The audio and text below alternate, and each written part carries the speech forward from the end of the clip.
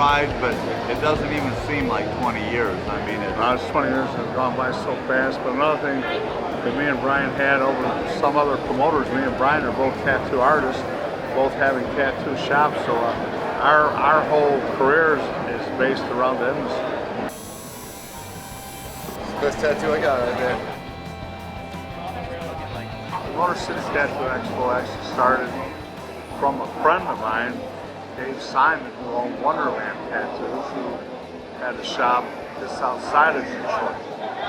First year I attended, I actually went to the convention, dropped off some supplies for a couple of my artists, and I went down to Florida for White Week. Came back, heard the show went real well. Dave contacted me shortly after and asked if I would like to be involved in the next convention, the second annual. I said, sure. What would my involvement be? I came in as a 50-50 with Dave.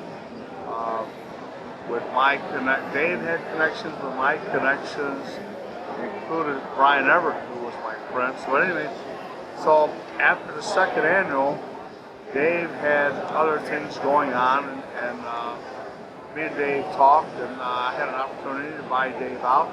I got a hold of my partner Brian, who was my friend, and Brian, being more of a West Coast guy, Brian's associates were perfect examples. Jack Rudy, Lyle Tullow. Brian had known these people for a lot of years. I knew who they were, but my contact was through Brian. I thought, what a great opportunity to make Brian a partner.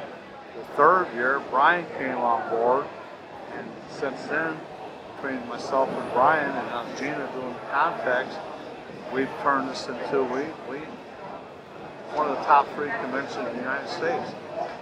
It's also an invite only, and it goes back to me getting a hold of Brian and us, our guide, we set for standards, best of the best. I think one of the things that we wanted to make this show, we wanted it to be a premiere show. We didn't want to be just like any of the other shows that were out there. We wanted this show to stand out, to really be where if you were in this show, you had reached a pivotal point of your career, to where once you were here, you kind of made it. And a lot of that has to do with the philosophy we had from the start, but Tramp has always gone through and scrutinized people's portfolios. I teased him in an article one time like he was the Ed McMahon of tattooing, you know what I mean? Because he would take people that were relatively unknown, and we didn't care about name recognition. We wanted quality artists, the guys that were on the cutting edge.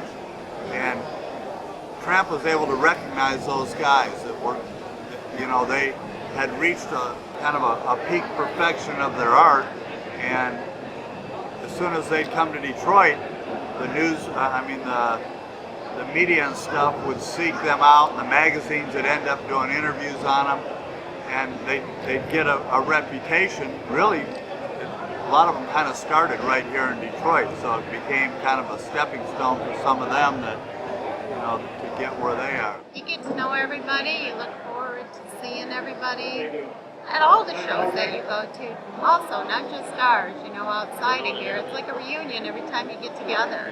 And like Brian said, when it's over, it's sad because you're going to go your own ways for a little while, but I love it. It's great.